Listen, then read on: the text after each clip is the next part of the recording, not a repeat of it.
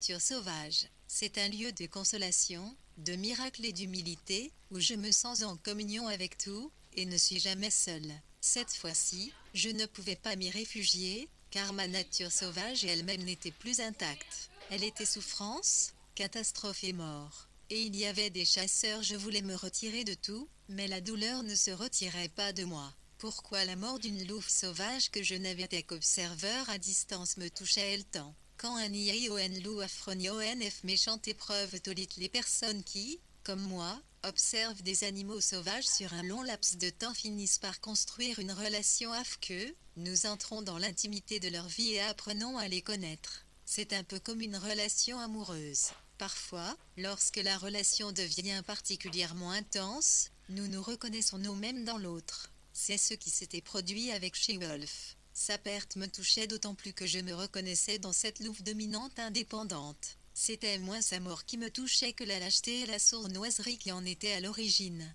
Je me trouvais soudain confronté à des questions dont je ne connaissais pas les réponses. Des questions sur le sens de la vie. J'avais consacré des décennies à expliquer le lot avec la certitude que les hommes protègent ce qu'ils connaissent. Tout cela avait-il été inutile? Ce que je faisais jouait-il un rôle quelconque? Faisait-il avancer leur cause? Ou n'avait-il tout bonnement aucune importance? Le deuil céda la place à la colère. La colère n'est pas une solution, et on ne devrait pas la porter en soi.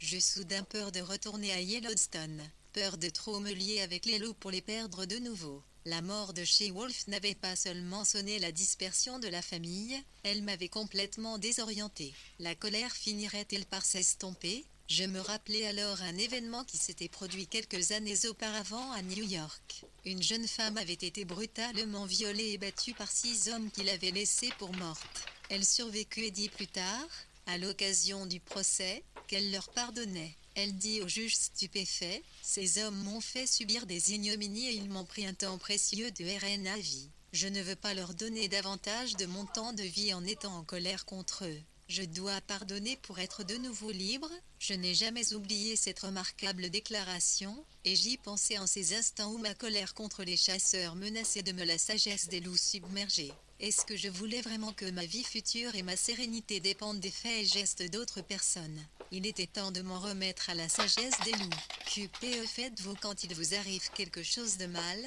Vous vous plaignez et pleurez? Oui. Vous vous laissez mourir de solitude et de nostalgie pour votre ancien partenaire? D'aucuns le font. Doutez-vous du sens de la vie? Non. Cette pensée m'apaisa lentement. She-Wolf avait toujours été une battante. Elle continuerait à chasser, à vivre et à aimer. Je devais en faire autant. Je continuerais à observer les loups et à raconter leur histoire. Et, peut-être, contribuerai-je un jour à faire cesser le massacre.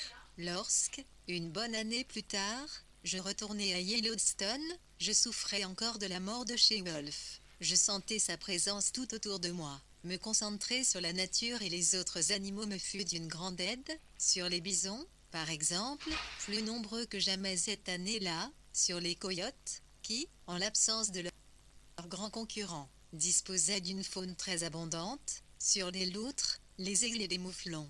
Tous m'aidaient à surmonter la perte de ma louve préférée et me montraient que la vie continuait. Un soir, peu avant le coucher du soleil, je m'assis sur un rocher et fouillai la Lamar Valley avec mes jumelles. Au loin, des coyotes hurlaient d'excitation. Un troupeau de bisons passa paisiblement devant moi en broutant. Je perçus soudain un déplacement en biais derrière moi. Je ne bougeai pas et attendis. Une louve brune trottina dans mon champ de vision.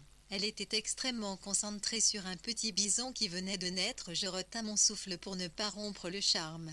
Lorsqu'elle me remarqua, elle était à 3 mètres de moi. Elle s'immobilisa et me regarda. Ou, plutôt, elle sembla regarder à travers moi, comme si je ne méritais pas son attention. Le regard d'un loup qui te traverse et t'ignore peut être blessant et simultanément te rendre heureux. Étais-je si insignifiante que je ne valais pas la peine d'avoir un 178 quand un bon 1,01, un affront 11, Aurore ayant fait égal à Itrelchvi, récinerait-elle malicieusement si, paralysée par minimum PLU.ERDS la peur. Je la regardais avide et elle se fichait complètement que j'y soit là. Elle ne se souciait nième pas de savoir si j'avais peur des loups, si je voulais la prendre dans mes bras, était tout bonnement une composante sans intérêt de son environnement. Je me souvins ensuite où j'avais déjà vu une telle expression, chez sa mère. C'était 2 ans auparavant, sur une montagne, alors qu'en compagnie de 2 amis je cherchais des loups à la longue vue. Attention, derrière nous, avait soudain murmuré l'un d'eux. Nous nous étions retournés tout doucement. She-Wolf était là. Pendant que nous la cherchions dans la vallée, elle nous avait pris à revers, nous avait observés, puis avait décidé que cela n'avait aucun sens de s'exciter sur nous. Et, maintenant, c'était vraisemblablement sa fille qui était devant moi, le même regard, la même réaction avec les gens. Et, pour la première fois depuis longtemps, un sentiment de sérénité et de paix revint dans mon cœur. Les loups pleurent un décès. Lorsqu'un membre de la famille meurt ou disparaît, ils le cherchent, sont désorientés, parfois agressifs, ils hurlent leur peine, longtemps. Mais, à un moment donné, ils se secouent, redressent la tête, et la vie reprend son cours. Ils suivent le rythme de la vie, chassent, mangent, se reproduisent et s'occupent de leur famille. Ils font ce que font tous les êtres vivants, célébrer l'instant et le lieu présent. Seuls nous, les hommes, semblons avoir perdu cette capacité. Nous nous posons sans cesse des questions sur notre avenir ou nous terrons dans le passé. Si nous pouvions seulement vivre davantage l'instant. Les animaux nous l'enseignent. Prenons un peu de recul et observons-les. Laissons-les être comme ils sont, apprenons d'eux et grandissons avec eux. Prenons conscience du fait qu'ils s'en vont quand il est temps pour eux de quitter ce monde et que nous nous sommes enrichis à leur contact. Nous vivons malheureusement dans un tel le glipolilier 1, lipililie 9 1,2.pll, I1, 1,1 EI, libil.11111114 le hello lélier 1111, un II lint 1,110,101 pieds un ion zoli 0, E, 11,01111, il, 11,0, 11, 0.1 0 il est 1, 0, 1, light.1111 il infiolin, 1 litre, yen, 1. Il y a la sagesse des loups monde où l'on nous a appris à tenir à tout, à nous cramponner à tout. C'est ainsi que nous ressentons presque toujours une perte comme un vide quasiment insupportable. J'ai beaucoup appris des loups de Yellowstone, et, notamment, à accepter les choses sur lesquelles je n'ai aucune influence, à m'adapter et à déguster la vie à grande goulée chaque jour, d'une nouvelle manière. Les arbres sont des poèmes que la terre écrit dans le ciel. Nous les abattons pour les transformer en papier sur lequel nous exprimons notre vacuité. Khalil Gibran, et si on sauvait le monde? Le secret d'un écosystème intact. Par un froid matin d'automne, peu avant le lever du soleil, je partis hors la vallée des loups. L'une des plus belles saisons de l'année venait de commencer. Le paysage montagneux du Wyoming et du Montana se couvrait de la palette grisante des jaunes du tremblé du rouge sang des érables. Les premières neiges saupoudraient les sommets, et les hordes de touristes se faisaient nettement plus rares. Le dos des bisons était recouvert de gelée blanche, et, quand le ciel était clair, on pouvait y observer les tournoiements des pigargues à tête blanche. En altitude, les élans commençaient à bramer leur chant d'amour, et les ours se remplissaient une dernière fois la panse en prévision de la longue hibernation à venir. Pour les loups, l'automne est l'une des périodes les plus difficiles. Les petits ne sont pas encore des compagnons de chasse efficaces, et, de ces faits, sont davantage une charge pour la meute. Les proies, en revanche, sont fortes et en bonne santé. Les familles de loups ne savent plus où donner de la tête pour nourrir les petits. La sagesse des loups, plus la meute est importante, plus la tâche est ardue. L'espace se fait aussi plus étroit dans les familles, raison pour laquelle un grand nombre d'animaux arrivés à maturité sexuelle quittent le territoire familial. À cette saison, je m'arrêtai sur une aire de stationnement et ouvris, malgré le gel, la fenêtre de la voiture. C'était la période du rut chez les grands wapiti mâles. Le couinement rauque de leurs appels est une sorte de panachage de porte qui grince et de braiement d'âne. Et il est si étrange pour ces imposants animaux que certains touristes se retournent pour voir d'où peut bien venir un tel bruit. Le rut est également la période pendant laquelle les cerfs sont les plus agressifs, et il peut arriver qu'ils attaquent une voiture en laquelle ils voient un rival potentiel.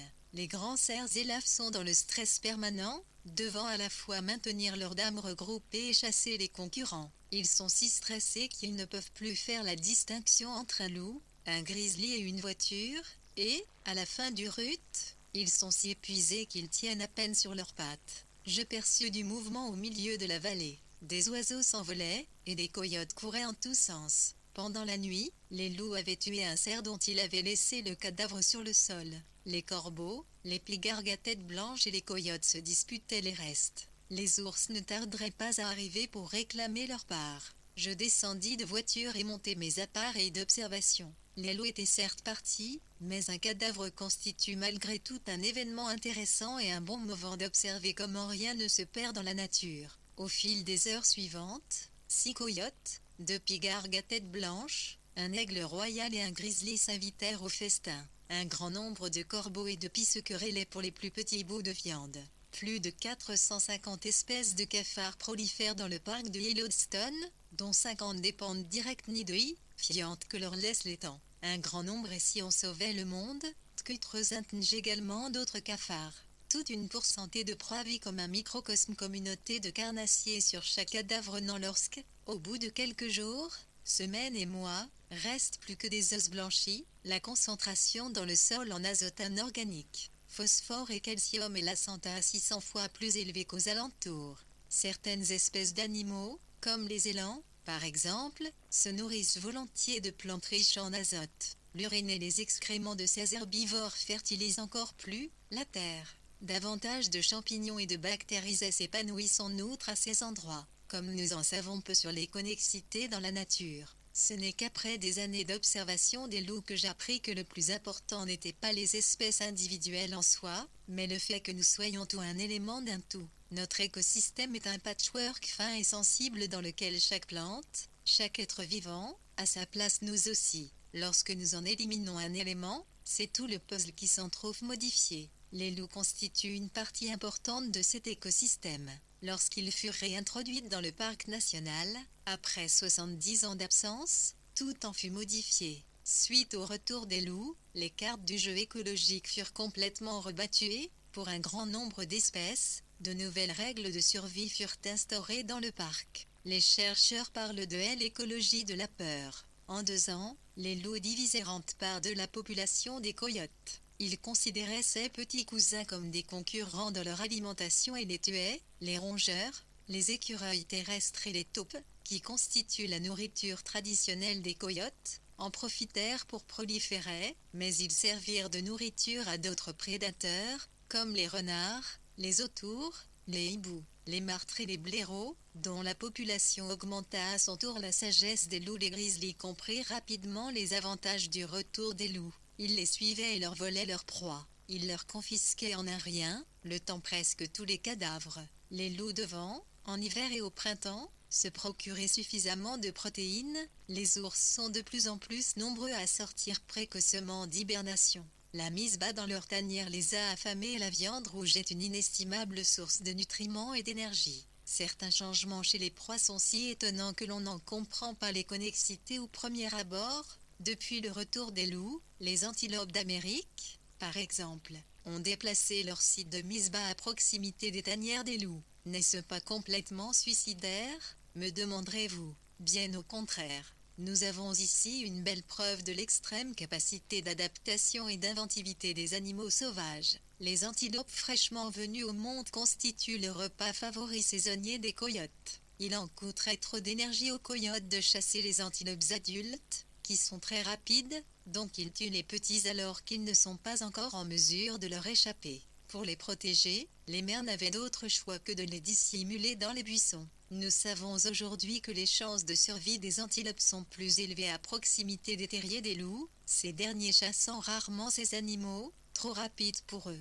Les coyotes, quant à eux, évitent la proximité des loups comme la peste. Les herbivores futés ont donc compris que le lieu le plus sûr pour leurs petits était à proximité des loups. Remarquable. Il est incontestable que la présence des loups n'est pas sans conséquence sur les animaux du parc national de Yellowstone. Les scientifiques ne sont, en revanche, pas unanimes quant à leur influence sur le paysage et les arbres. L'état des sols et des peupliers dans la partie septentrionale du parc, par exemple, c'est un sujet de désaccord depuis des décennies. Les si on sauvait le monde, raffolent des jeunes arbres à proximité des berges des cours d'eau, raison pour laquelle la plupart des sols sur leurs rives ne dépassèrent pas 1 mètre de haut pendant les années précédant le retour des loups. Les mâles ne leur accordaient aucune chance au printemps. Pas de buissons élevés signifie pas d'ombre, or les truites et les oiseaux chanteurs la recherchent. Une fois les loups réintroduits, les wapitis purent dire adieu à leur vie confortable, qui changea radicalement. Non seulement les loups réduisirent leur population,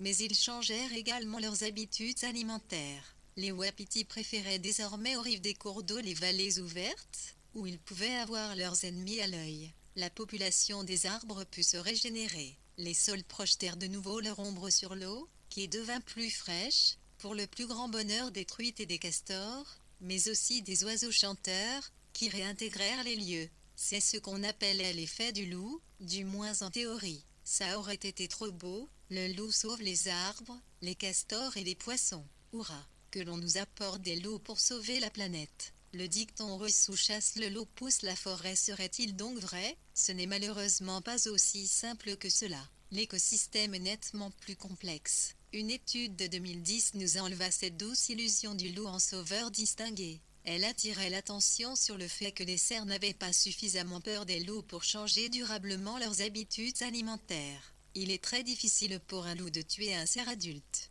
Non seulement celui-ci est STP plus grand que son assaillant, mais ses sabots sont, en outre, dangereux pour lui. De surcroît, les cerfs s'assurent la protection de l'arde, qui détecte plus rapidement l'approche du loup qu'un cerf isolé. Mais alors, pourquoi le paysage s'est-il ainsi modifié? C'est maintenant qu'entre en scène le castor, qui joue un rôle déterminant dans la croissance des saules. Les castors ont besoin 189 des 1 111 minifimes, la sagesse des loups de ces arbres pour construire leurs huttes et leurs barrages, qui retiennent à leur tourve dont les saules ont besoin pour croître. Les castors ont abattu tant de saules pendant les années précédant le retour du loup qu'il n'en resta plus aucun pour satisfaire leurs propres besoins et qu'ils migrèrent. En l'absence de loups et de castors, l'écosystème se modifia à un point tel qu'il faillit atteindre le point de non-retour. Ce n'est donc pas le comportement des cerfs qui influe sur la croissance des arbres et la modification du paysage, mais leur nombre. On ne peut toutefois pas attribuer aux seuls loups la diminution de leur population. Un grand nombre d'autres facteurs entrent également en jeu, comme le changement climatique et la sécheresse qui affectent le pays depuis des décennies. C'est ainsi que les grizzlies, qui ne trouvent plus suffisamment de nourriture, tuent un grand nombre de faons. En outre, des milliers de wapitis sont tués chaque année par les chasseurs aux alentours immédiats du parc. Les scientifiques ne parviennent toujours pas à se mettre d'accord sur les espèces qui ont la plus grande influence sur l'écosystème, celles qui sont au début d'une chaîne alimentaire ou celles qui sont à la fin. Pour comprendre la nature dans sa globalité, il faut également s'intéresser à ces plus petites créatures. On ne tient aujourd'hui encore pas suffisamment compte de l'influence des autres êtres vivants sur l'écosystème. Alors que les spécialistes continuent à discuter pour savoir qui du bison ou du cerf modifie le paysage de Yellowstone par sa manière de paître, les criquets envahissent, certaines années, le parc dévore 2 fois plus d'herbes que tous les herbivores réunis. Personne ne semble y accorder de l'importance. Toujours est-il que l'opinion selon laquelle la nature est davantage régie de haut en bas, et non le contraire, s'est imposée parmi les scientifiques. C'est ainsi que le retour du loup confirme que les grands prédateurs ont un effet significatif sur la structure et la si on sauvait le NDE, fonction des systèmes naturels et qu'il modifie l'écosystème dans sa globalité. Le retour des loups dans leur ancienne patrie a permis de reconstituer totalement, 70 ans plus tard, le spectre des prédateurs, avec les grizzlies, les ours bruns, les pumas et les coyotes. Les modifications sont clairement visibles, mais loin d'être arrivées à leur terme. Comment l'écosystème continuera-t-il à s'adapter au cours des décennies à venir? Il reste un trop grand nombre de facteurs inconnus pour que nous puissions faire des prévisions. Par principe, la nature recherche la stabilité à long terme, alors que l'écosystème peut énormément varier sur de courtes périodes. Le changement climatique, hiver rigoureux et été sec, les feux de forêt, les maladies chez les loups et leurs proies, tout cela peut modifier la situation. En tant que prédateur extrêmement apte à s'adapter et qui réagit très rapidement aux modifications environnementales, le loup peut non seulement influer sur l'écosystème, mais il peut également le stabiliser. Mais il faut du temps pour cela. Nous voulons tout et tout de suite. Nous nous imaginons pouvoir réintroduire une espèce dans un écosystème et, quelques années plus tard, tout doit se dérouler comme prévu. Nous n'y intégrons ni les revers ni l'imprévisible, et la nature n'a de cesse de mettre sans dessus dessous tous nos beaux calculs. Même si nous le souhaitons de toute notre âme, il n'y a ni solution ni réponse simple. Le loup restaure-t-il notre écosystème? Oui, sans aucun doute, mais cela ne suffit pas. Il ne peut pas sauver en quelques décennies ce que l'homme a inexorablement saccagé pendant des millénaires. Il est nettement plus facile de préserver intact un écosystème que de tenter de le réparer une fois que des composants importants en ont disparu. Il nous faudrait pour cela radicalement changer de manière de penser, et un miracle pour assister à un miracle, il faut faire preuve d'une grande ouverture d'esprit. Comme nombre de fanatiques du loup, je me sens 91. La sagesse des loups fut pendant longtemps concentrée sur ces grands prédateurs sans voir les secrets d'autres animaux aussi petits que fascinants. Par contre, pendant des heures, je guettais les loups dans la nature, je voyais d'impressionnantes hardes de bisons passer devant moi, des renards chasser des souris, des chiens de prairie pointeurs hardiment le nez hors de leur tanière et émettre un cri d'alarme aigu à ma vue. Je voyais aussi de tout jeunes élans suivre maladroitement leur mère sur leurs frêles pattes. Je voyais la martre se faufiler prestement sur un tronc d'arbre et m'étonnais de la taille d'un castor qui traînait de branches d'arbres dans son antre. Le parc de Yellowstone abrite une incroyable diversité d'espèces, sans parler des autres phénomènes naturels, comme les sources chaudes et les secrets d'autres animaux aussi petits que fascinants. Par contre, pendant des heures, je guettais les loups dans la nature, je voyais d'impressionnantes hardes de bisons passer devant moi, des renards chasser des souris, des chiens de prairie pointeurs hardiment le nez hors de leur tanière et émettre un cri d'alarme aigu à ma vue. Je voyais aussi de tout jeunes élans suivre maladroitement leur mère sur leurs frêles pattes. Je voyais la martre se faufiler prestement sur un tronc d'arbre et m'étonnais de la taille d'un castor qui traînait de branches d'arbres dans son antre. Le parc de Yellowstone abrite une incroyable diversité d'espèces, sans parler des autres phénomènes naturels, comme les sources chaudes et les geysers, mais aussi le spectacle nocturne de la Voie lactée. Je n'en oublie pour autant jamais le loup, et je lui suis reconnaissante de se faire si longtemps attendre et de me donner ainsi le temps de découvrir la nature. Les loups m'ont inculqué l'art du détailler, ainsi, l'art de déceler les autres animaux et les plantes. Voir et observer comment tout cela s'imbrique et cohabite sans la moindre intervention de l'homme m'enseigne l'humilité et me rend heureuse. Nous,